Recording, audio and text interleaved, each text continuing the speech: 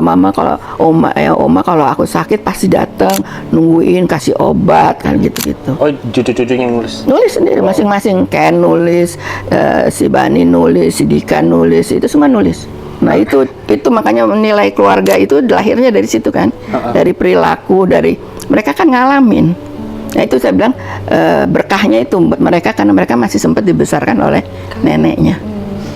Momen apa sih Bu yang saya jadi penasaran? Momen apa yang paling menarik ya Bu ya dari Pak Darpo?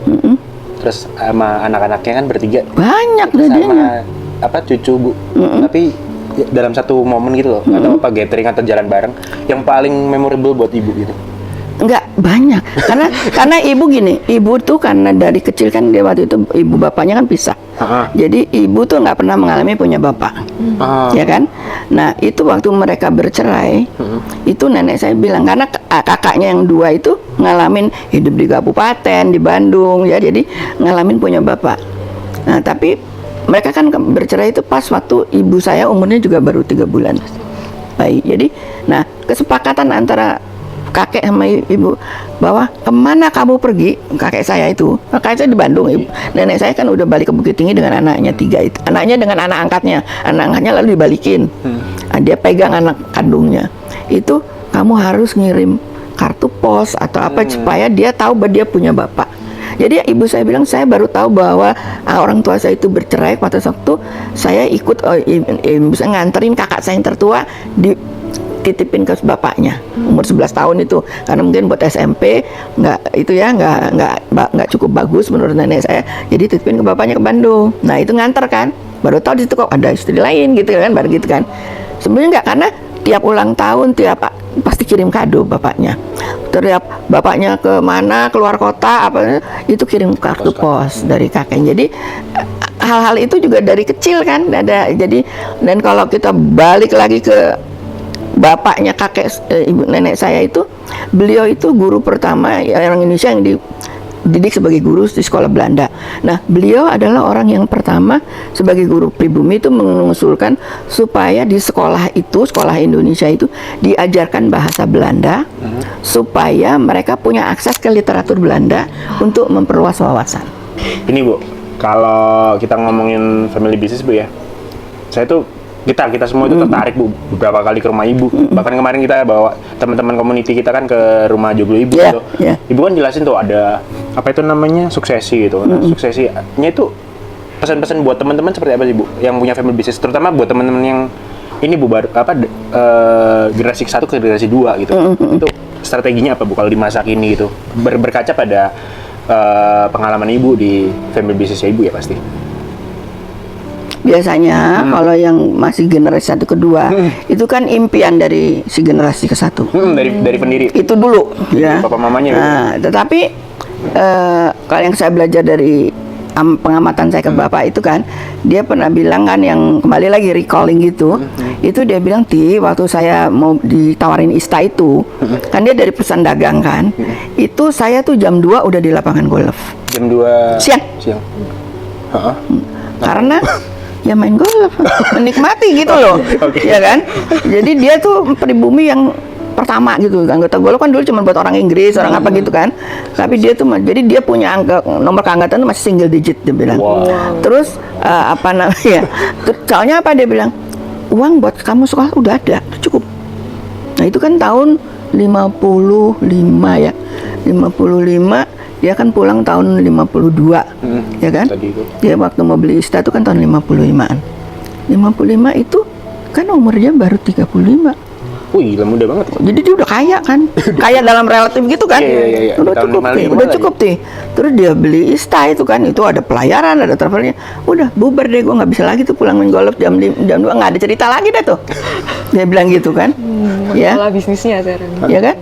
Jadi dan dia juga kan dulu pernah saya cerita juga bahwa dia mimpinya punya anak laki-laki, tahunnya dapatnya perempuan. Jadi kan dia mesti adapting gitu loh ya. Iya kan? Betul. Jadi nah, kalau ke sayanya itu pertama waktu saya lulus itu kan, lulus SMA kan. Dia tuh udah visinya dia kan masih teknologi itu loh, peran teknologi terhadap itu masa depan gitu kan, komputer terutama gitu kan. Jadi dia tuh udah cari sekolah. Jadi saya udah kamu nanti ke sana. Jadi dia udah siapin. Dan dia yang juga udah tahu bahwa di situ ada computer science gitu. Jadi saya tuh meskipun dia mimpinya ya, secara di bawah titik sadar dia ngedidik saya seolah-olah tuh saya anak laki gitu. Saya diturunin hobinya fotografi, saya dari kecil dikasih kamera apa tuh dibimbing. Terus dia pulang dari Amerika tuh bawa kit yang buat nyuci tuh. Nah, ada kayak portable dia udah bawa tuh. Nyuci film masih. Nyuci film yang pakai klise, pakai musik lama. Itu gue diajarin itu karena diturunin ilmunya. Terus radio dia kan punya agen radio kan, dulu kan radio. Itu radionya yang import punya. Jadi 9:30 tuh kita dulu ada pilihan pendengar tuh di Australia. Jadi kalau mau denger cuman itu frekuensi MW ya kalau nggak salah. Iya, bukan FM dong, udah FM, udah. Tapi cuman bisa yang di sini belum ada FM kan AM di sini. Tapi FM bisa tuh 9:30 malam. Jadi kita selalu 9:30 malam tuh cuma setengah jam tuh pilihan pendengar. Itu lagu-lagu musik asing ya kan? Gitu. Untuk menyerap value-value keluarga tadi Bu ya. Iya. Bu Anika, pertanyaan terakhir tuh.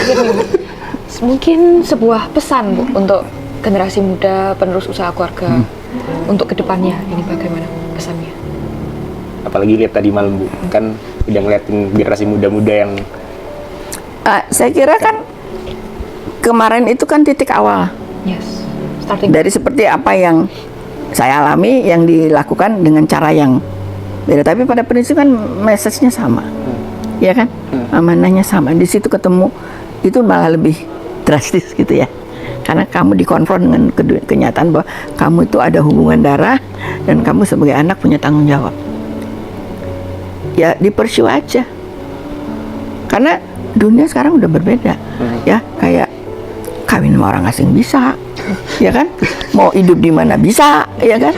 Mau sekolah mana bisa, mau jadi seniman bisa, nggak punya kerjaan tetap bisa, betul. Ya kan? Betul. Jadi sekarang the world is yours.